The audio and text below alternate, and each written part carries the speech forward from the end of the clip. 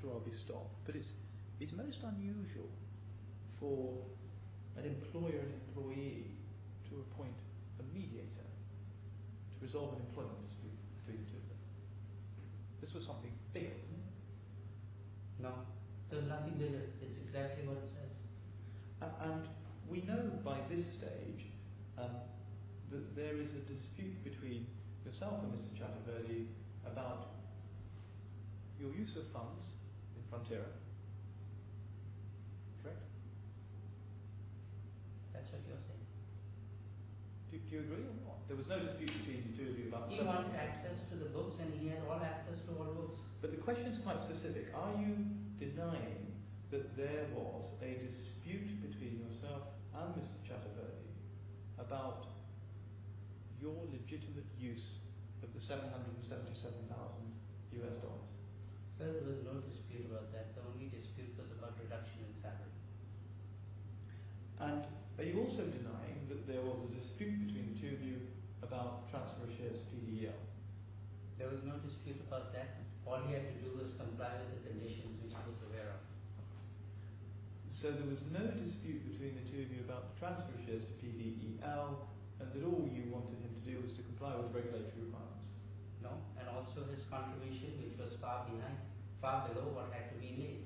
So you'd agree then there wasn't just a dispute about any proposed amendments to the terms of your employment? It's much more than that. Sir, how can there be a dispute when it is very clear what are the terms in terms of becoming a shareholder and what he's got to contribute? I'm not asking you to speculate about whether it was right or wrong for there to be a dispute. I'm asking you to confirm whether or not there was a dispute between yourself and Mr. Chatterjee about the transfer of shares to PDEL. Sir, there was no dispute about PDEL. The only dispute was about reduction in salary. All right.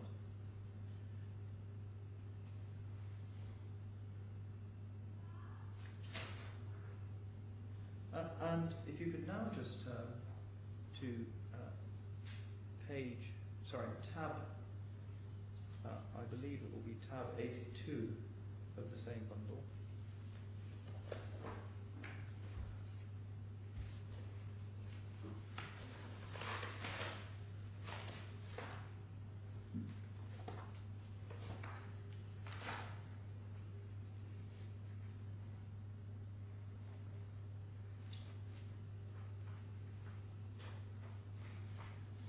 Tab 82 is SC19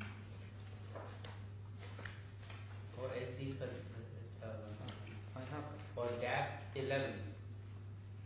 At my tab, I have tab 83, which is an email dated the 15th of August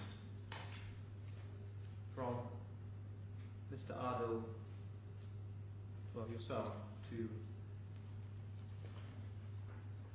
yourself, it would seem. DAB 83? Yes, I have it, sorry, I have it at tab 83. It may be at tab 82 or tab 84 of yours. Tab 82, I have DAB 12. From myself to Chairman, copy Asif Adil. Right. Dated August 14, 2013. Yeah. It's tab 84, I'm told. Yes, EX14. Tab 84 in your bundle. Tab 84.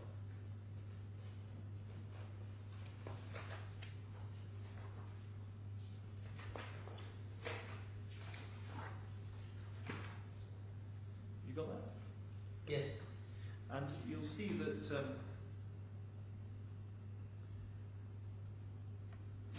over the page you talk about the meeting in Maputo between yourself and Mr. Chatterjee. Yes. And you refer to a settlement in there. You see that?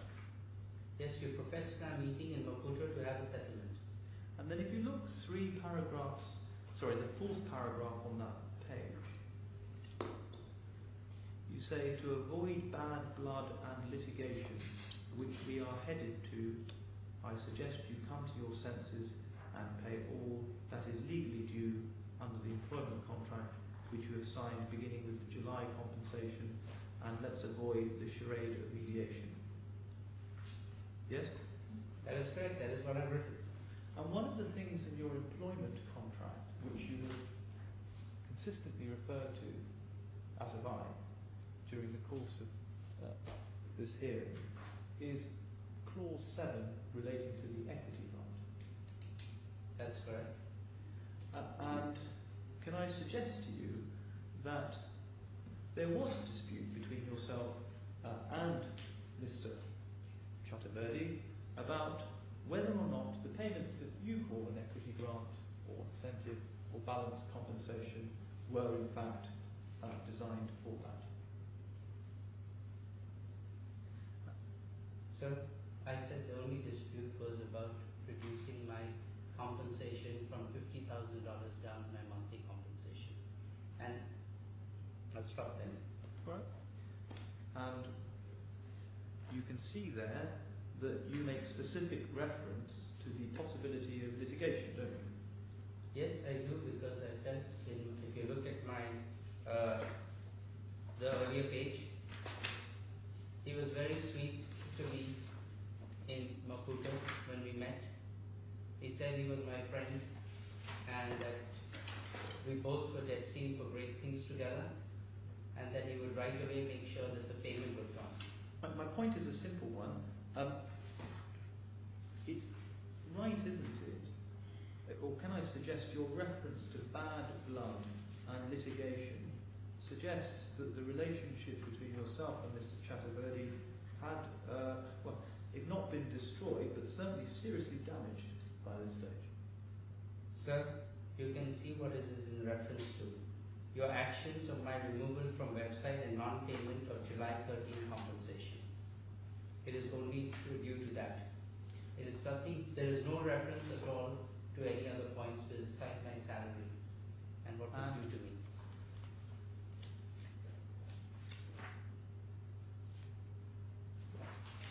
Can I ask you to turn to page, sorry, I suspect it might be 91 of your, sorry, just forgive me, I want to be careful that I get this one right to avoid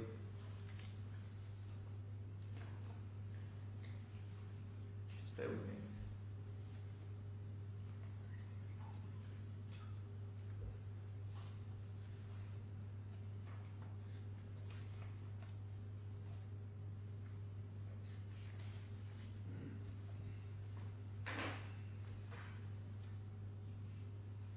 Yeah.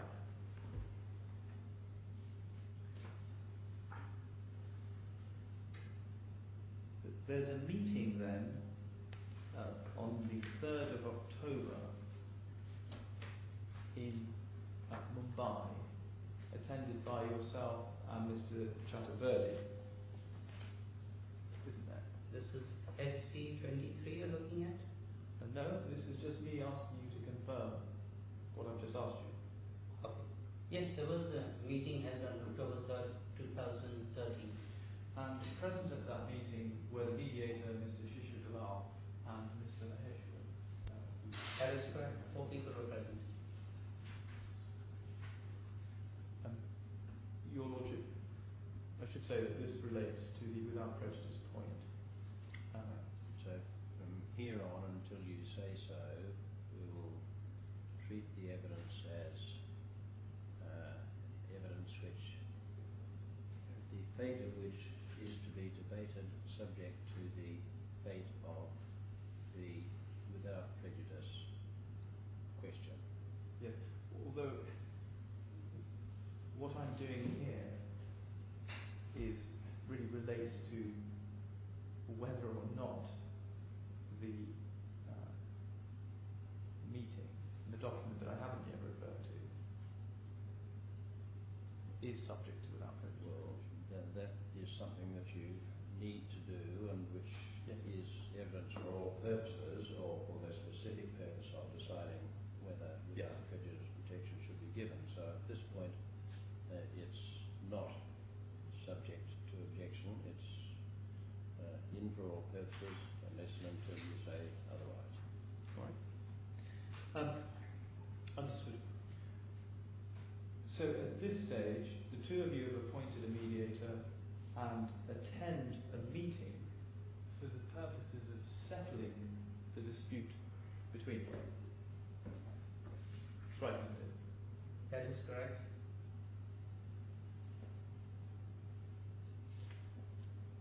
And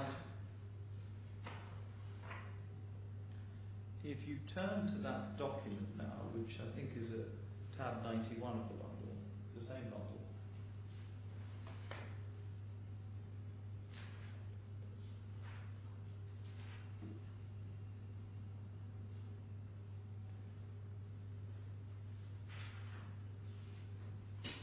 you can see, you on the page, you got the document. I'm looking at SC 23 minutes of the meeting held on 3rd October 2013 in Mumbai. Is that correct? That's the document you're referring to, sir? Yes, I just want to make sure that there are two documents. One is at my tab 91 and tab 90. I want to see that they're the same document. They appear to be the same document. This document, just below the main heading, is subtitled Terms of Settlement between Mr. Asif Adol and FDP and its group companies.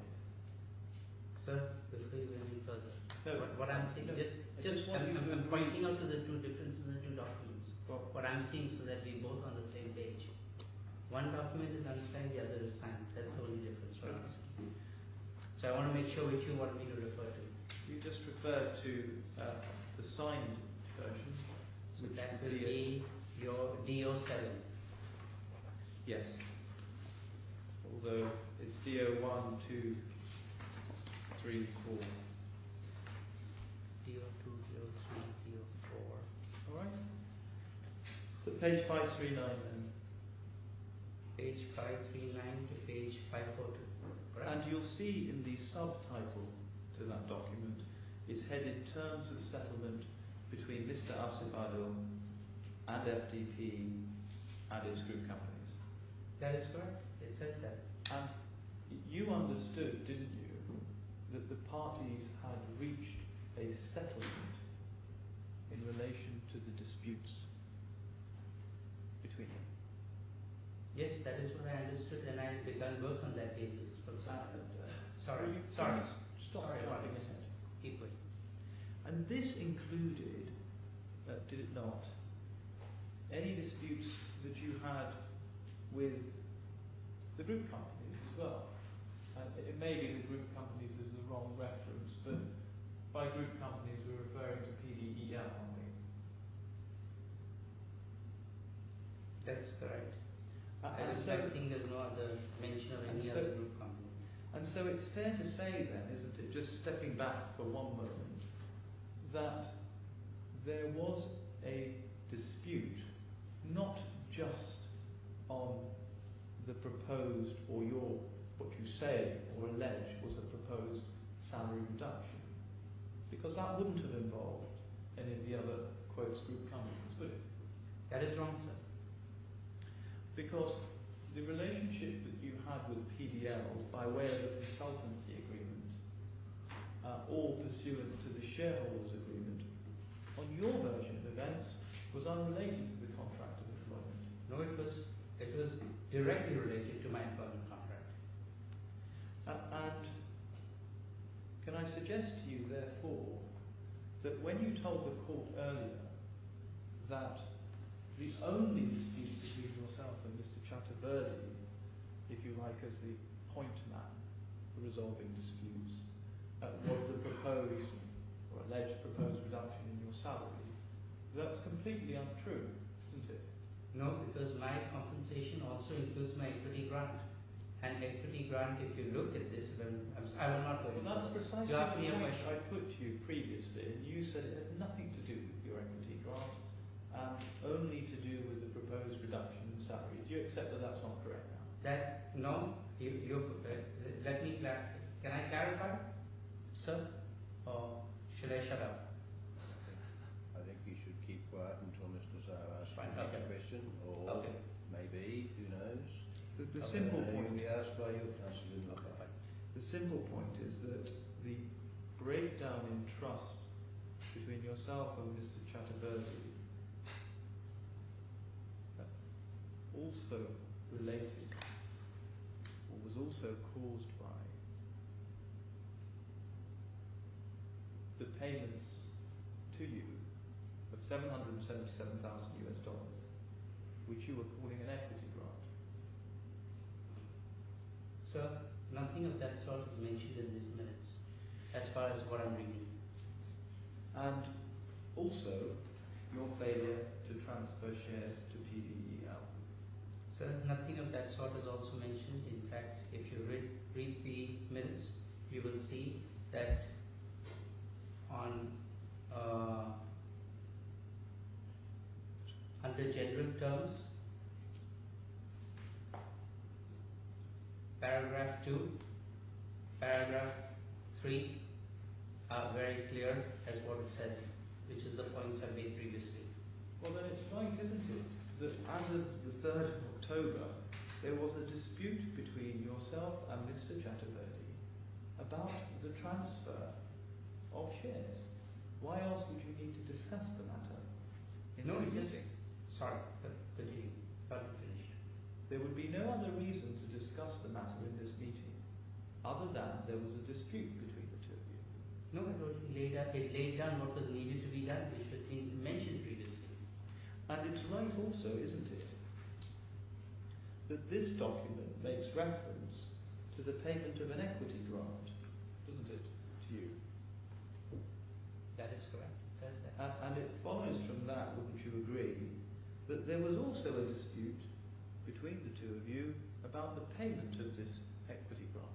No, there was no dispute. It doesn't say anything about dispute about payment of equity grant. It says only about future amounts that will be paid under the equity grant. This is recording the terms of settlement that were reached on the 3rd of October, isn't it? Yes, sir. One of those terms of settlement related to the equity grant, didn't it? Sir, there is no dispute stated in that paragraph, equity grant 1, that there's any dispute about the amount of money paid to me, the 777,778. Show me any statement to that effect. And you agree, though, that the reference to equity grant is a term of this settlement agreement? In this equity grant is clause 7 of my employment No, agreement. this document here sets out the terms on which you reached a settlement of your dispute. Correct? There is no settlement of dispute on equity grant. I don't know where you're reading that.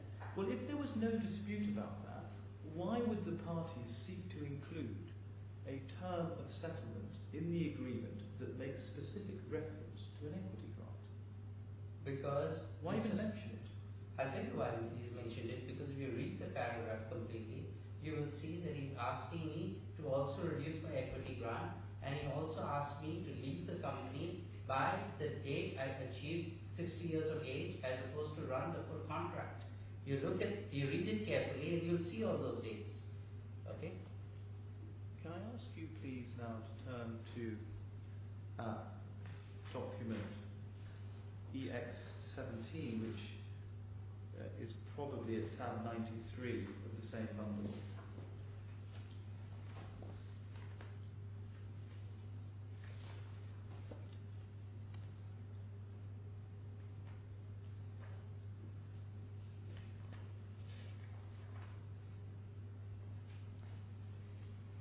You can see that this is an email from the mediator, Mr. Dalal, to you. And attached to this email are the minutes of the meeting of the 3rd of October in the terms of settlement, which you've already seen. That is correct. And they're sent to you with small changes that Mr. Dalal has made, having gone through what he calls the clauses of the terms of settlement with Mr. Chaturvedi. That's a fair description of this document, isn't it? That is correct. That's what he says in his covering email. And the reason that is sent to you is so that you can confirm that you agree with the terms of settlement that are set out there. The Yes. record of the terms of settlement. Yes, because it is fundamentally the same as the previous one. He says there are small changes. Yes. So now, what the parties have agreed and what you subsequently go on to sign is a record of the agreement reached between yourself and Mr. Chaturvedi. But the agreement is about the change in my employment terms. And That's what you, that reimbursement wasn't of the question. expenses. There's nothing else That in this. wasn't the question. Okay, sorry. You agree that the document now records the terms of settlement reached between yourself and Mr. Chaturvedi. Terms of settlement related to my employment contract.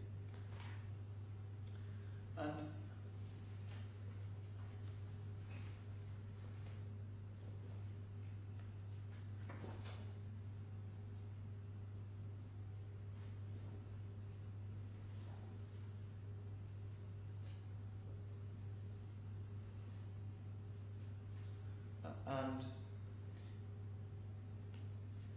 you resign your position on the 28th of November 2013, right, isn't it? That is correct, sir. After the terms of settlement have been signed by both parties, I think around the 10th of October. That is correct, sir. And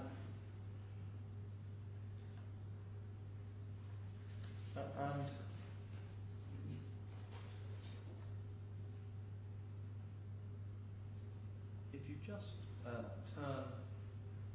to tab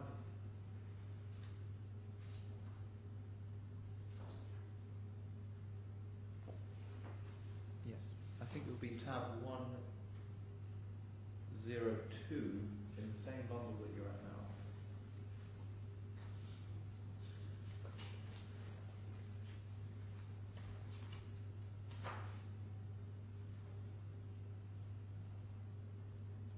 We can see, firstly, so you should have Exhibit 23, EX23. Yes, that's what it says, yes.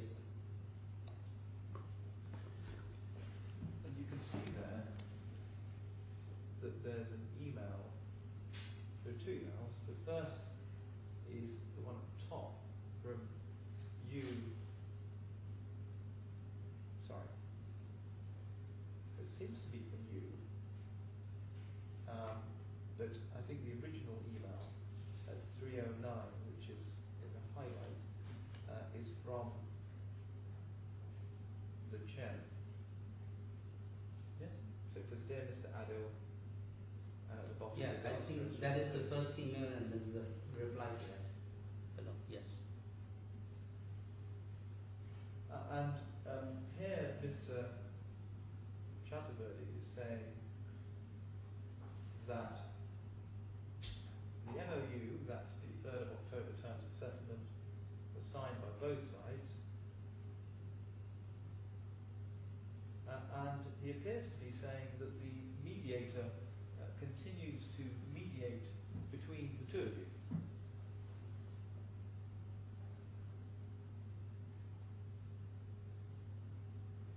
Forgive me. In fact, he seems to be saying that the mediator can't work outside of the framework set by the MOU.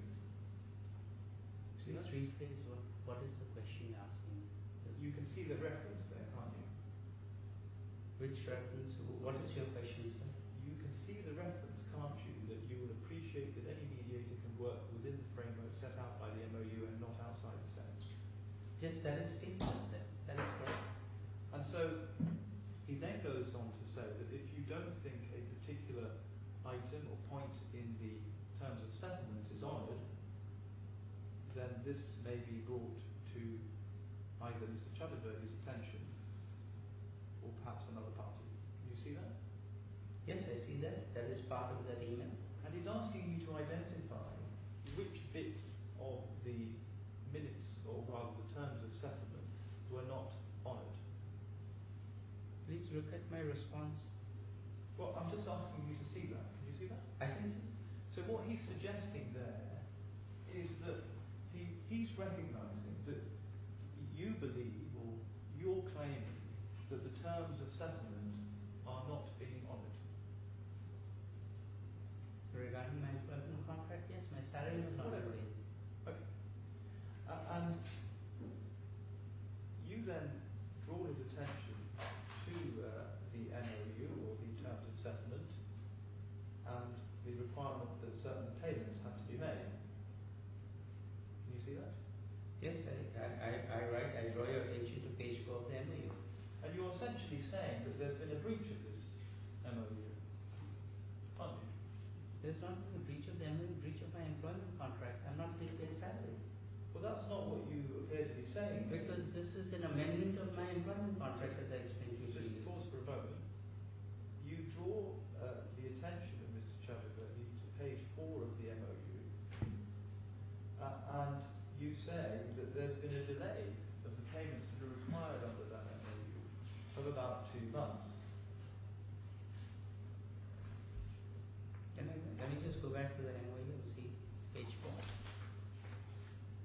We don't really need to, can I suggest to you, because you can confirm, can you not, that you're alleging that the MOU has not been complied with. That's the only point I'm making. Yes, my salary is not being paid. But you specifically refer to what appears to be a breach of the Memorandum of Understanding, don't you? You're asking me to repeat exactly what I said. I'm asking you to essentially read the first line of the email that you've sent to Mr. Chatterjee and Yes. confirm that you're referring to the MOU. I'm referring to the MOU regarding my salary payments and my compensation. And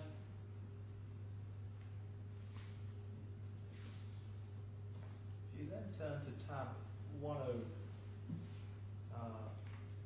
I think, in the same bundle. I have it at 103.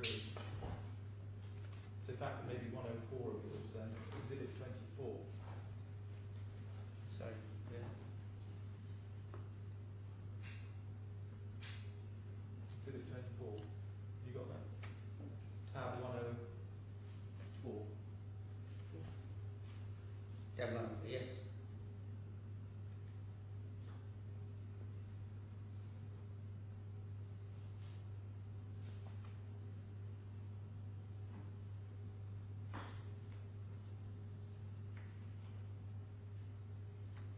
And you can see that you set out in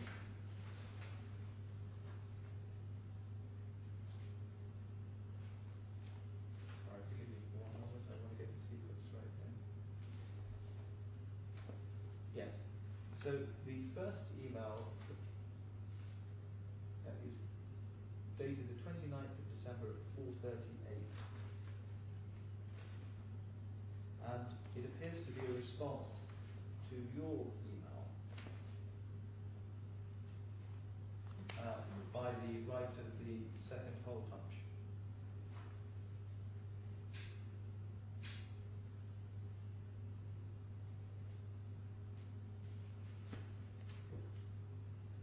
And you can see at the bottom of the page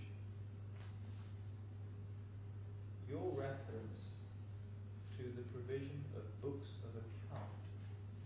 Can you see that? Yes, all books of account have been given. Can I suggest to you that the reference there to books of account are to the books of account of Frontier? That is correct, sir. And you only gave those after the termination of your employment, didn't you? That is when, for the first time, Mr. Jaswinder Sohel came to Maputo. And you only gave that information after the parties entered into the terms of settlement on the 3rd of October. No one came to Maputo before that. And the reason you gave them after the 3rd of October is because one of the things that you were required to do in the MOU is to provide the accounts. So that is wrong.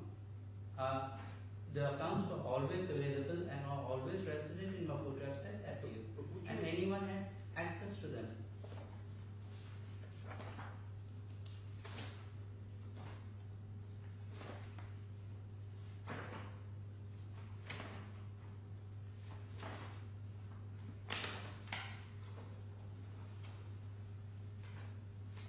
sorry, just bear with me a minute. You just keep your finger on that tab that I've referred you to.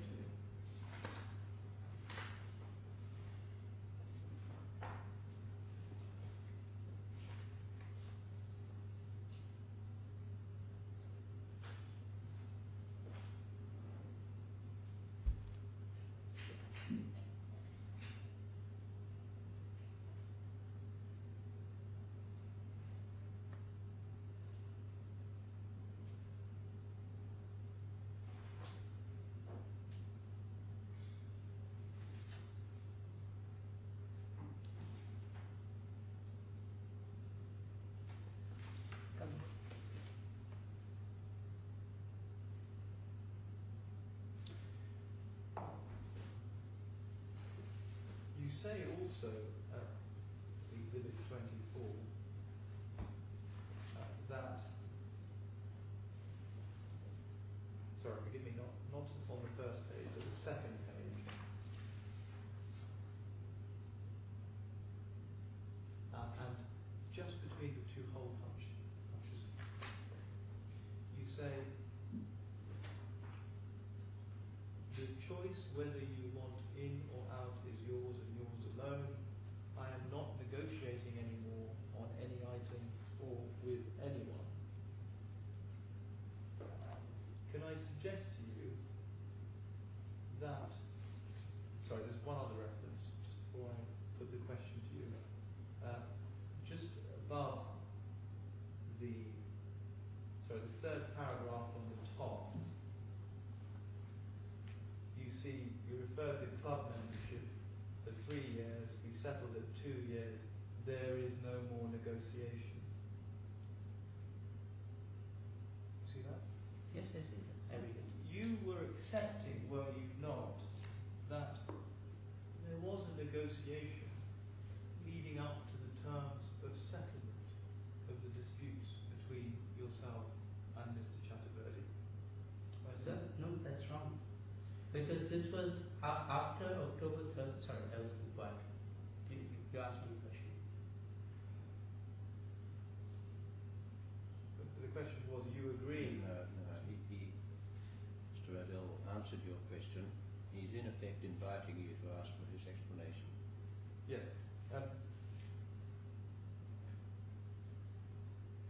Sorry, I didn't hear the answer. Do you agree that there was a negotiation leading up to the terms of settlement on the 3rd of October? There was an amendment to my original employment contract. That is all what happened.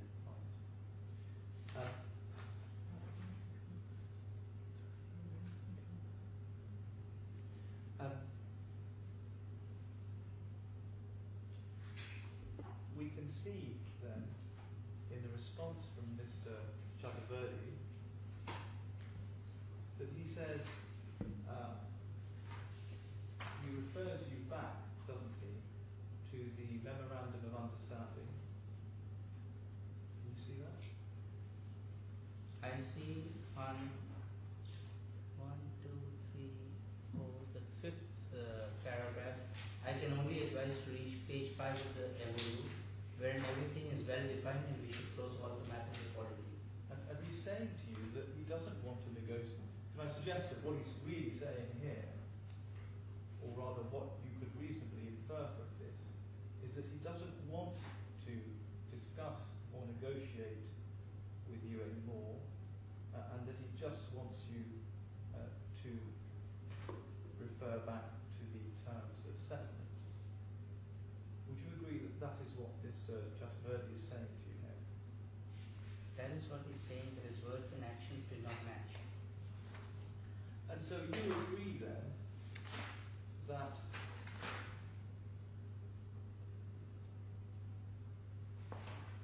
the terms of settlement that your position then is that the terms of settlement that were reached on the 3rd of October were not being complied with. That's your case by Mr. Chaturvedi.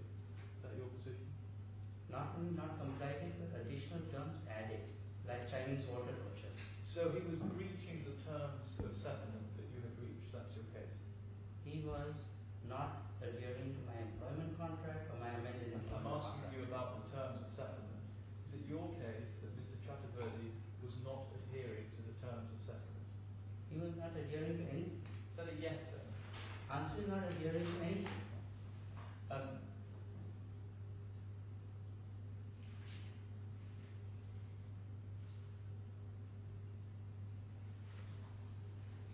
then if you go to page 568 of the same document,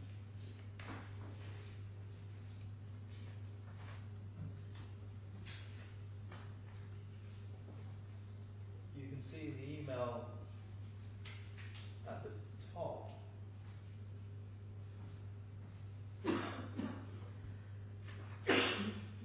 Which email are you referring to? The email Please of the give me 10th page of January at 12:25 from you, Mr. Chaturvedi.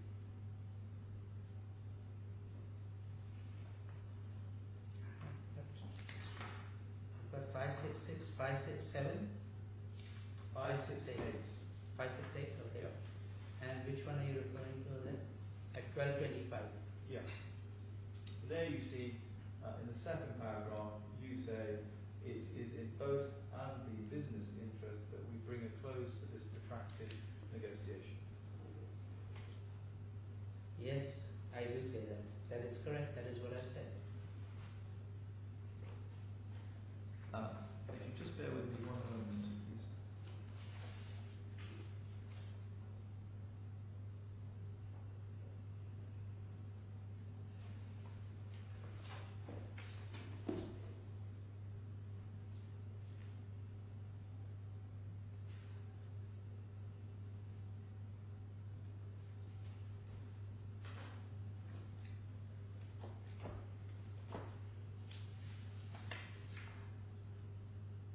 Yes. So I should have referred you to this email at the start of this part of the cross-examination, George. It's tab 70 of bundle volume 2.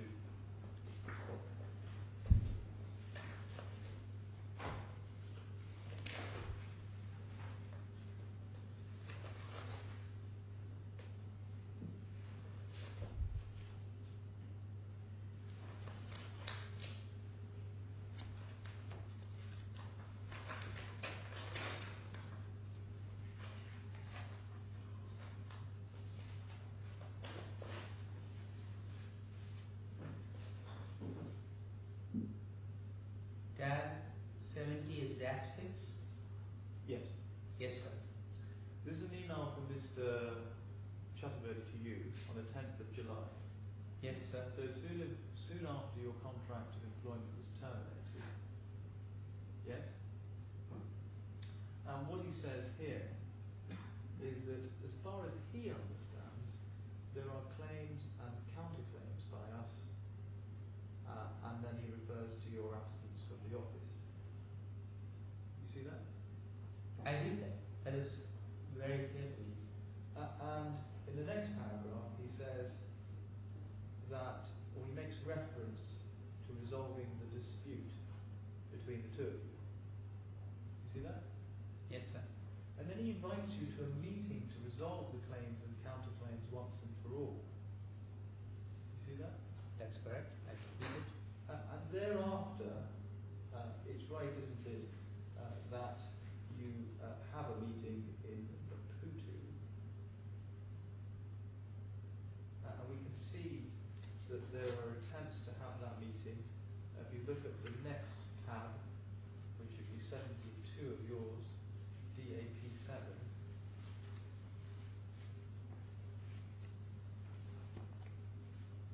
Which tab? DAP 7.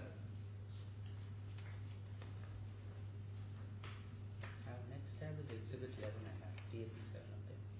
Yes? Do you have that? In the email from you,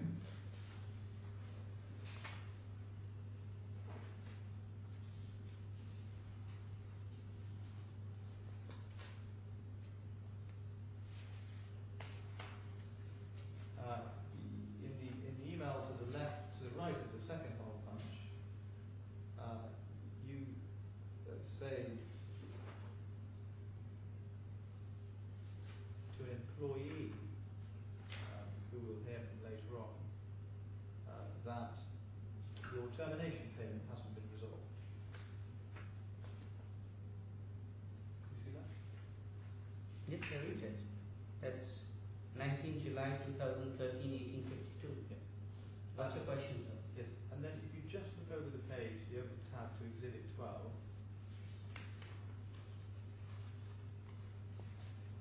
And so a total of 19 days have elapsed between the 10th of July email that we've seen about claims and counterclaims until this email from you to Mr. Chakravarti about the appointment of Shisha Dalal as a mediator. Where are you going to Shisha Dalal? I don't see that. So Exhibit 12, EX12, What tab? tab 73.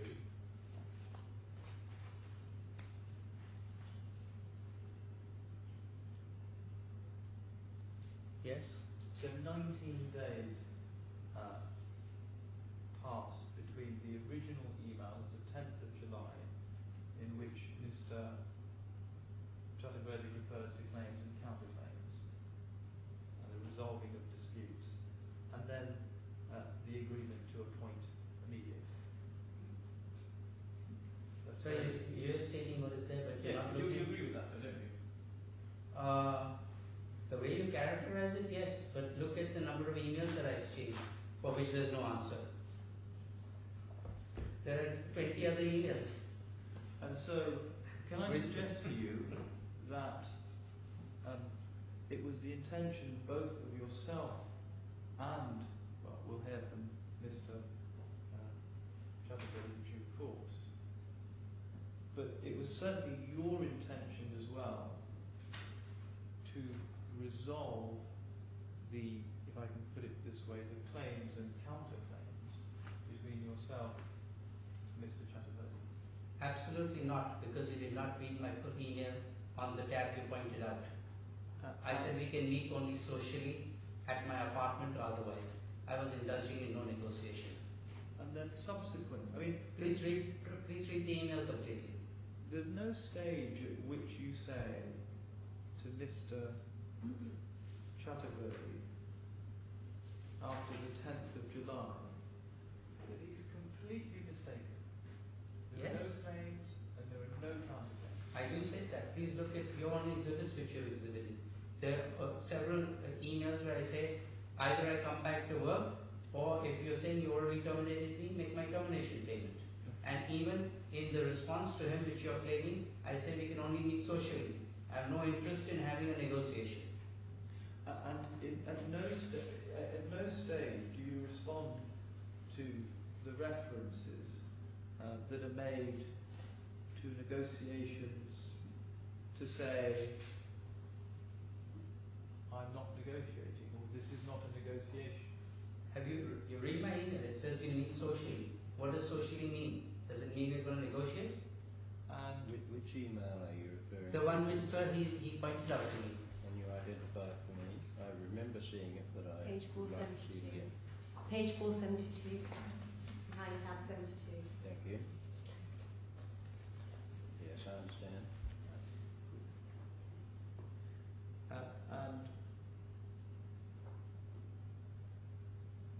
but you do eventually appoint a mediator. That was at his suggestion.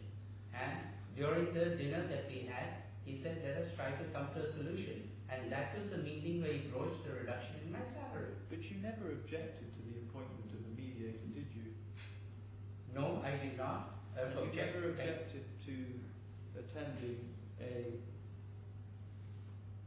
mediation meeting on the 3rd of October 2013, did you? So that was not a mediation meeting, it was a farce because the mediator was compromised. But but you accept that there was a mediator present, that the parties had agreed. I'm a simple man. A mediator has to be an independent person. Cannot be somebody who's a director of the company or on the payroll of Mr. Suresh. Why would you agree to a mediator being present if there was no dispute between you and Mr. Chakravarti? Because he felt it was better to have somebody who could translate between the two of us. That is the only thing. It's not the question. Why would you agree? Why would you agree to a mediator that you thought served no purpose? Because that is what he wanted. He wanted a third person sitting there. And I did not realize that he had passed a secret board shareholder resolution appointing him as a director of FTR. See, can I suggest to you that what you're trying to do at this stage is to characterize these meetings as meetings that have nothing to do with the resolution of any disputes between yourself and Mr. Chakravarti? That is what wrong. you're trying to do now, aren't you? I'm saying that they are a resolution of my original employment contract. Of what are due to me under my contract. And it's right, isn't it, that if I can just take you to, just bear with me a moment, please.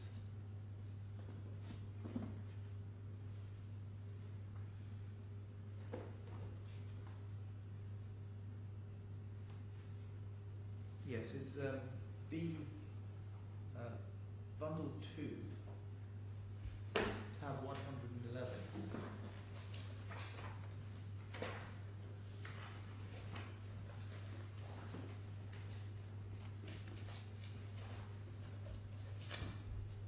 Just 1 second.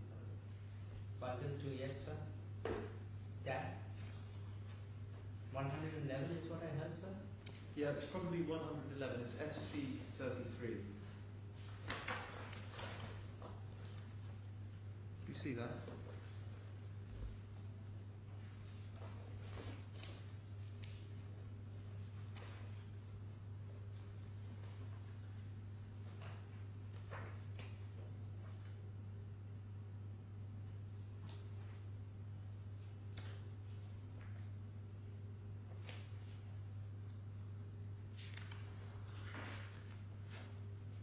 You see that? Yes, I see that. Audit and verification of Frontier accounts. And it's right, isn't it, that you're sending this email to Mr. Shishir, the mediator? Yes, and I'm also copying Suresh and a whole host of other people. But that's not relevant to the question I'm asking. Can you just please stay on point for a moment? It is in response to Shishir Dalal, that is correct. And the audit process and timetable is in relation to the audit of the Frontera accounts. That's right, isn't it? Yes, that is correct. And the timetable is something that was agreed as part of the terms of settlement on the 3rd of October. That is correct, sir. So prior to the 3rd of October, there was no timetable for the audit of the Frontera accounts, correct? Because no auditor was appointed or anyone sent to do the audit. And can I suggest to you, once again, if I haven't perhaps put it clearly, it was agreed as part of the terms of settlement that you would then provide access to the accounts of Frontera. Parts of the payment were subject to the audit, parts were not subject to the audit. Please look at the schedule of payments. There were parts which were due immediately. And can I And suggest... all of those were provided to Mr. Suresh. Can I I don't suggest... think you've answered the Sorry, question. okay, Mr. I'm sorry. O'Neill. What's the question, I'll sir? have the question repeated, please. Yes. Would you agree, therefore, that prior to the terms of settlement... Sorry, I think I'm asking a different question now. Forgive me, it's slightly late in the day, but I'll put the question this way, if I may. Prior to the terms of settlement, there was no agreement on your part for there to be an audit of the books and records of Frontera. Prior to October 3rd, you mean? Correct. Prior to October 3rd? There was agreement. Anyone could have flown down to Maputo and audited the books. They were always available. And Mr. Suresh himself visited the plant, as he stated. And Jaswinder visited the plant. They all had access to the books. Can I suggest then that it was only because of the terms of settlement that you then allowed access to the books and records of Frontera? That is wrong, because Mr. Suresh visited the Frontera plant on July 20th, which is way before October 3rd, according to his own witness statement. And he had access to everything. As a slightly different point, would you agree that you had not provided the books and records prior, that you refused? This is just going to go over and yes, over the same thing. I'll stop the point there.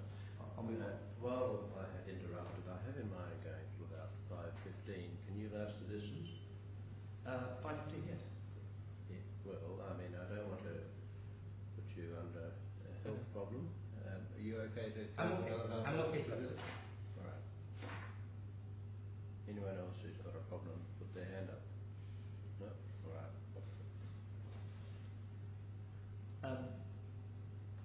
It's right, isn't it, that you refused to permit Lloyd D'Souza in July. You originally refused to permit Lloyd D'Souza, an employee of the defendant, to enter the plant at Maputo, the Frontera plant. What are you talking about? Lloyd D'Souza never came. You refused to give him permission. No, he asked for permission from Mr. Suresh, not for him. I don't know what came and asked me. And did you refuse permission for Mrs. Suresh to go to the plant originally? I told him that he had to take the consent of all the partners. The other partners were also upset with him that he had not made his payments. I am not the only partner of Frontera. Can I just take you to that email? I think it's perhaps important.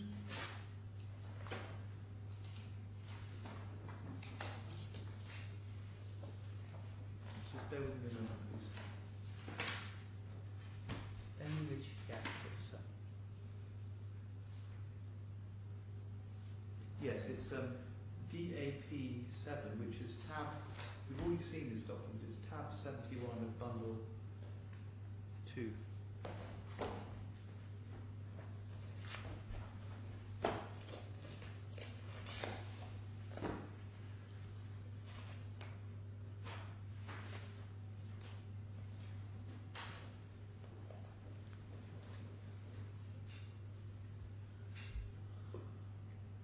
In this email,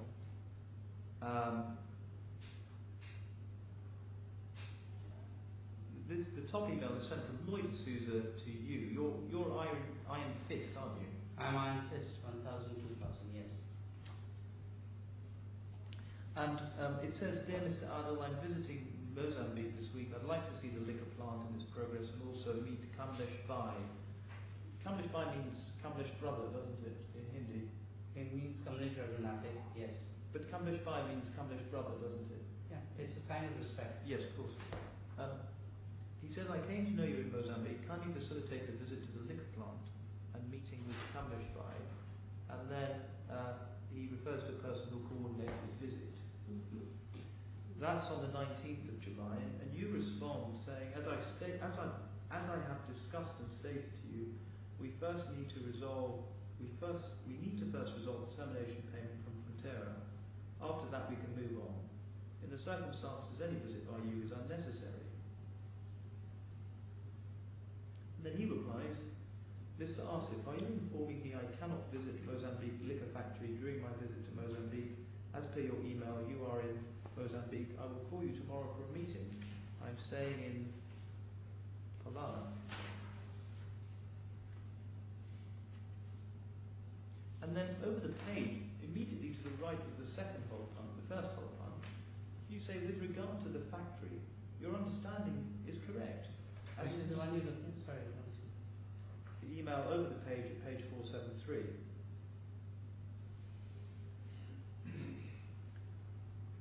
You say, with regard to the factory, your understanding is correct, as it is in no way linked to Frontline.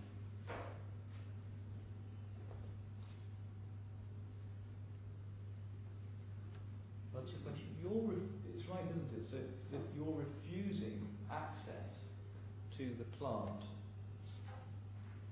Sir, by Mr. Chaturvedi. Yes?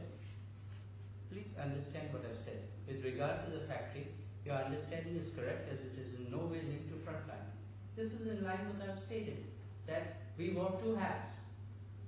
There were no directions I was going to take from Mr. Suresh with regard to Frontera.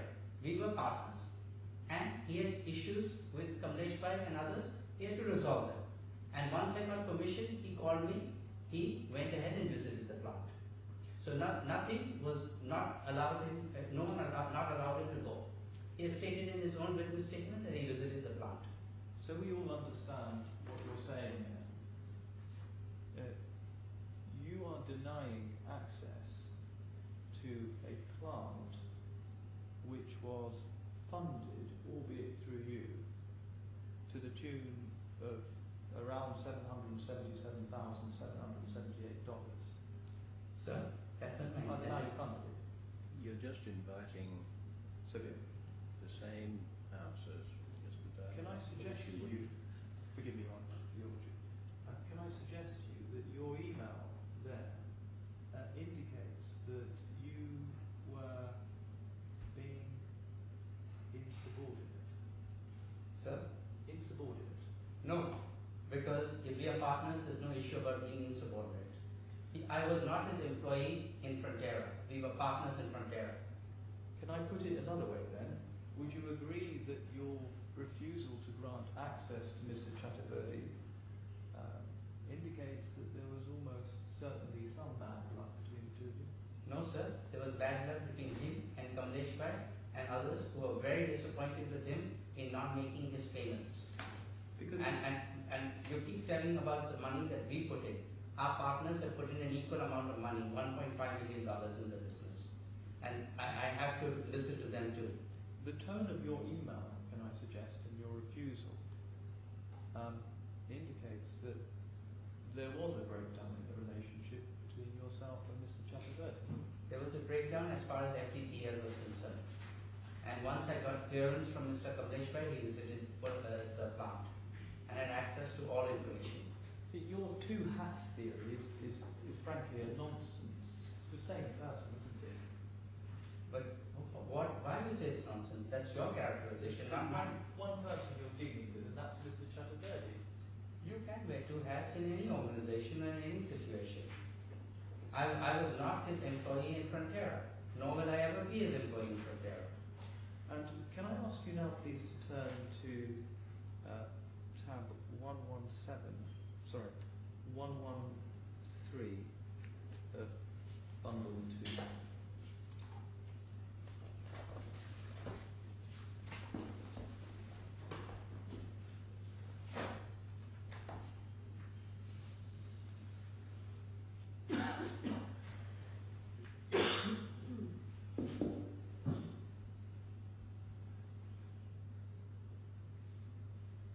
Again,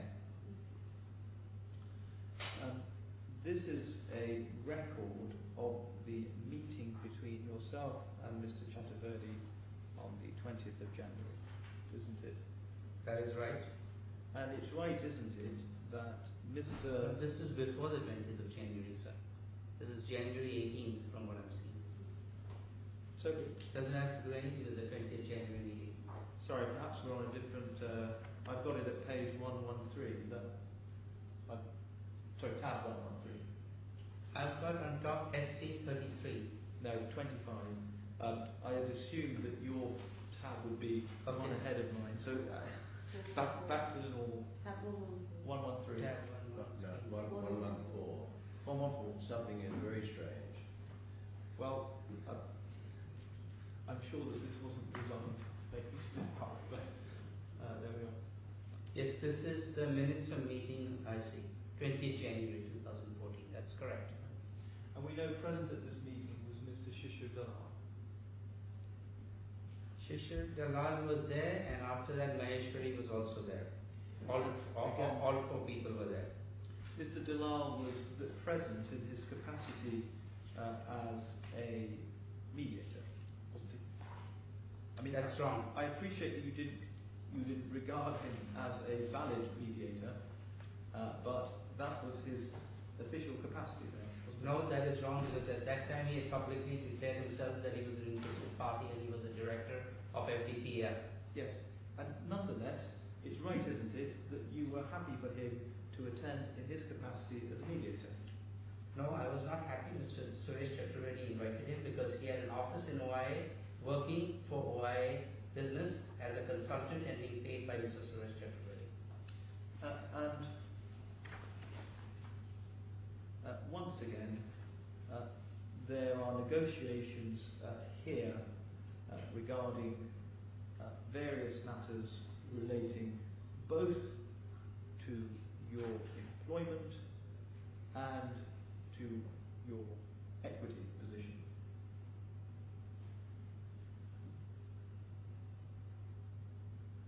So first one, point 1 and 2 is about the expenses that I incurred on various projects which I paid from my own pocket. That's the first point. Second thing is a point which I'm reading is expenses related to Mozambique. So again, this is due to the expenses.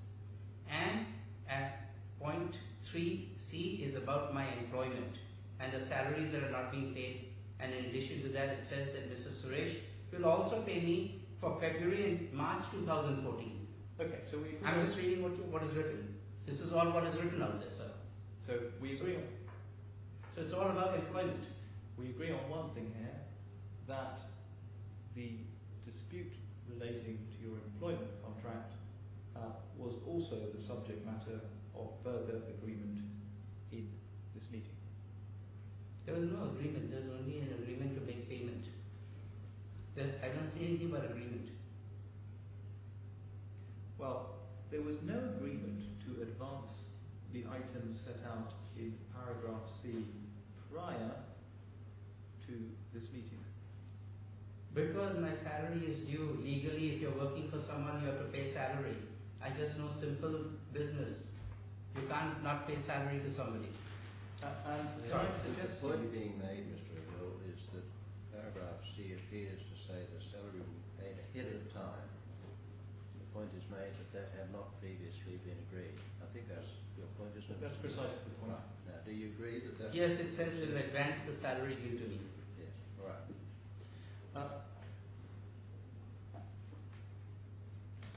Now I'm going to suggest to you that that meeting was conducted in the same vein, no pun intended, as the meeting on the 3rd of October. No, That is to say, for the purposes of resolving the disputes between yourself and Mr. Chatterjee. there was no discussion and negotiation. This is what Mr. Chaturvedi stated. And then Mr. Purushottam in his office dictated this. And now please, if you would turn to tab 116, which is probably going to be 117 in yours, exhibit 27, same bundle.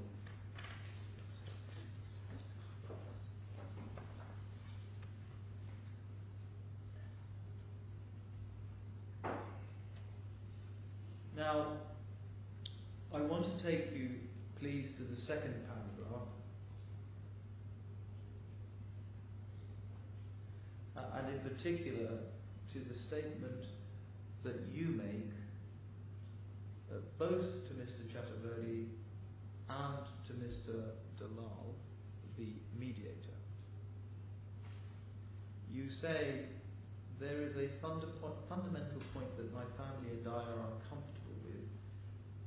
We are not suited for each other and will not make good partners given the suspicious nature in which we both view each other. There is no trust between us, and your approach of auditing and wanting to only talk through third parties and being high-handed only reinforces this point further for us. Now, can I suggest to you that that situation, that is, the suspicion with which you both viewed each other, existed prior to and certainly on the 30th of June 2013. That is wrong. Please look at the date of this email, Monday, January 27, 2014. I'm well aware of the date of the email. So then why are you going back 7 months in time? And can I suggest to you that the position as of the 30th of June had not changed despite the attempts at negotiation and settlement by the time or by the date of this email. That is wrong, again, because you are making assumptions. And the deep suspicion with which Mr. Chaturvedi viewed you and told you, can I suggest,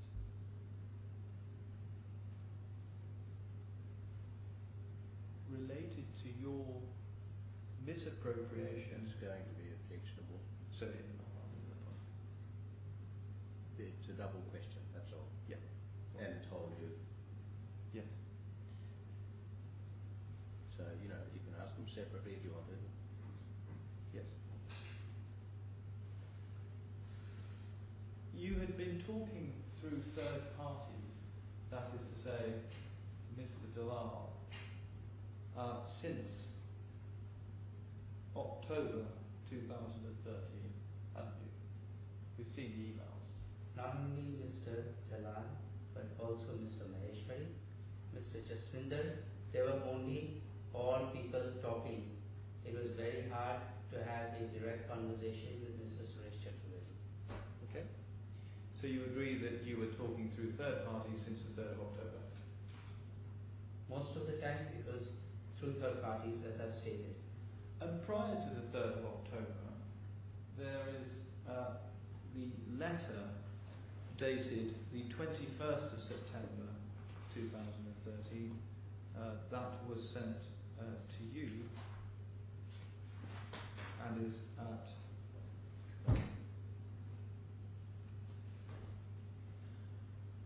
tab 87 or possibly 88. So keeping your finger in tab 117 and then turning back to tab 88 of the same bundle.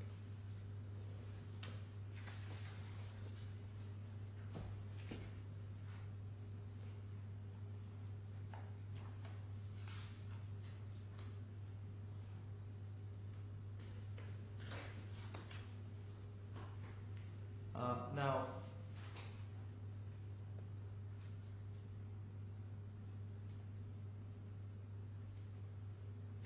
you can see when you turn over the page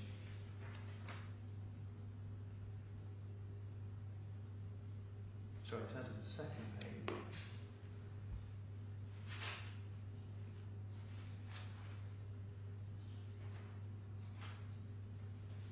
That under B, can you see B just to the right of the first hole punch?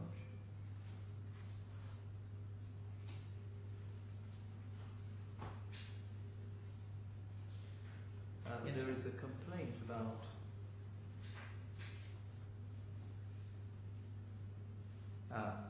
your registration of intellectual property. Can you see that? I see this, yes sir.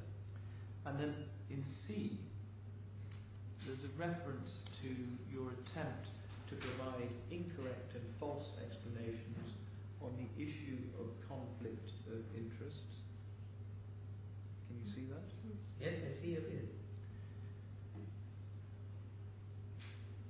And then later on in that paragraph, there's reference to an unauthorized and undisclosed transaction.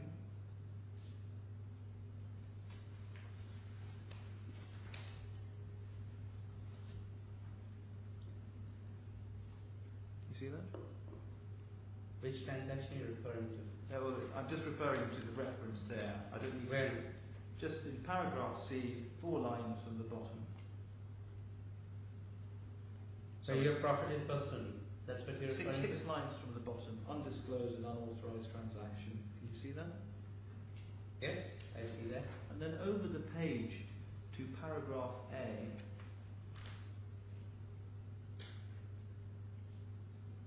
there is a reference there. Can you see A? You are yet to provide us with a valid and rational explanation and statement of account on the sum of 777. You see that? Yes, I see everything.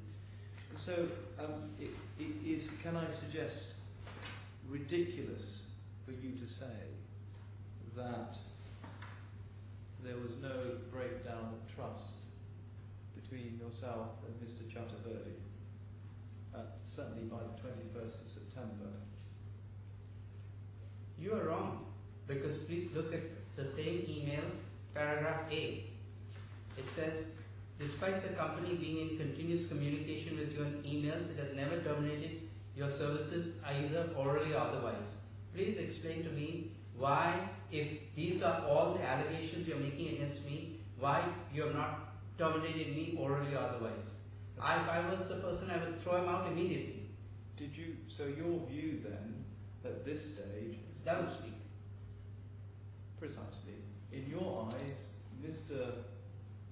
Chaturvedi was guilty of doublespeak. Doublespeak, his words and actions never matched, and he had me come back and work in the company, and I was working for the company always. So you'd agree then that at least at this stage you had lost trust in Mr. Chaturvedi. I did, and I did tell him that I lost trust, but he tried to repair it in the meeting in Polana that we had, and professed that we were both going to work together. He's the one who made several promises and attempts Can I suggest have me back. that the position as it was on the 21st of September was the same position between the two of you on the 10th of July, when you received an email from Mr. Chaturvedi regarding claims and counterclaims? Sir, no. On the 10th of July, that was the first time he responded to me, and he has, if you look at the chain of email correspondence, he first said, you're terminated, then he says, I assume that you've resigned, then he said there are claims and counterclaims. He never ever spoke with a straight tongue. I'm not dealing with the question of the termination of your employment. I'm dealing with the question of the trust between yourself and As Mr. far as I was Chaturvedi. concerned, I didn't have an issue of trust. I laid out the terms to him, and even the email you showed me, I always told him the door is open for him. You see, I have never ever said that he is not entitled, as long as he meets the conditions, to enter into Frontera. He defaulted on can I everything. ask you just to stop for a moment so I can put the question to you? Yes, sir. Your position that the relationship between yourself and Mr. Chaturvedi was fine as of the 30th of June, and for some time thereafter, can I suggest, in light of the emails that we've seen, it is nonsense? No, it's not nonsense. The relationship took the straw that broke the camel's back for me was when, before I resigned, when they tried to recategorize the incentive payments as advances. You see, And that is what broke the camel's back for me, and I put in my resignation. you see, Till that time, I didn't have an issue. And you after see, that, I was only serving out my notice period. you say that the defendant is guilty of double speak, but your resignation letter speaks highly of the time that you spent at Frontline, doesn't it? Sir, whenever you leave a company, you want to leave on as good a note as possible. Please answer the question first. Your resignation letter, and I'll put it a different way, speaks fondly of your time at Frontline, does it not? Sir, you're referring to my last sentence in my resignation letter. It's just a very short resignation letter. Please point me to which tab you're looking at. And let's look at the sentence that you're referring to. So if you turn to tab 99, tab 100 I imagine it would be.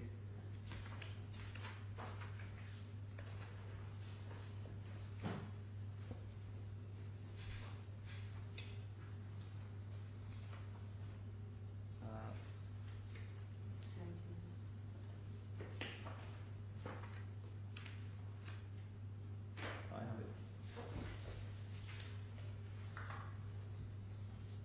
it. Just the first point to note, you purport to provide notice, don't you? Yes, if you resign, you have to give notice, no? And despite saying that there was this straw that broke the camel's back and you'd had enough, you were prepared to continue to remain employed for a further 3 months. No, I was certain. I have to go according to the employment contract. The employment contract says that you have to give notice, and all I asked him to say how I should serve my notice period. You see, can I suggest to you, if you I'm genuinely... not saying, I don't understand what you're asking me. If you genuinely believe that the straw broke the camel's back, can I suggest you would have simply left? How can I leave? Then I will be accused of abandonment. And then you go on to say, in the last sentence, that it's been a pleasure working with you and I wish you the very best in your endeavours. Sir, this is a normal sign-off that you put when you submit a resignation. They are not going to tell him that it was the worst of times. It's best to say in a nice way, I wanted the departure to be amicable. You see, you could say nothing. I could have said nothing. I could have kept quiet. That is correct. Well, I have to say that I do find that quite extraordinary. You got any better explanation you want to give me? Sir, this is how I would normally write my resignation. That's the only thing. I would not tell him that it was very bad what happened.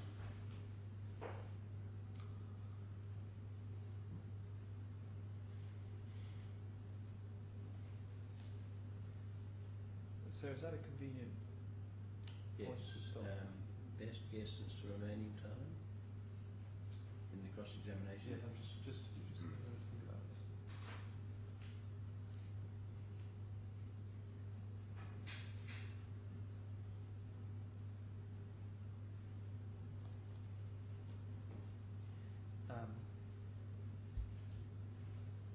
I would say half an hour, but I think it'd be sensible to say an hour. Right. So my estimate is half an hour, but I'll double it to err on the side of caution. The usual factor I apply to council's estimate is about tripling. So you'll have a bit of re-examination, I imagine. Yes, my lord, I will. What sort of time do you think? I know, just guesswork, please. At this stage, half an hour to 45 minutes. I think that the way we're going, we will, I think, need to attempt some extended hours. So why don't we start at 9:30 tomorrow? We'll have a 5-minute break in the middle of the morning, something like 3/4 an hour at lunchtime, and afternoon go for roughly the time we did today. If you think you can all manage that? Yes. I hope so. All right then. You're also going to have a happy evening with any further witness statement of your client that you may see fit to put on. Yes, can I just check that my witness is available? I suspect he will be, but I just want to double check.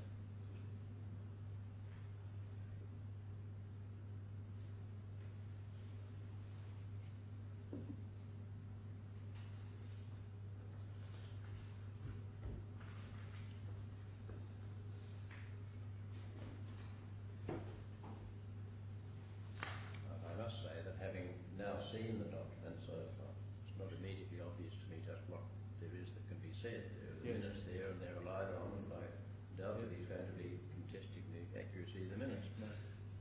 So, No, I suspect that my provisional view is that there may be little to be said, yeah. although there may be something to be said about paragraphs 93 and 94 of the witness statement, because those relate to an agreement, as far as I understand it, prior to the 3rd of October. I think what the claimant appears to be alleging there is that there was an oral agreement, notwithstanding the terms of the contract of employment. May I just have That's Mr. Adill's witness statement? Yes, it is. It's the first one at 25 of the witness statement bundle, page 497, paragraphs 93 and 94.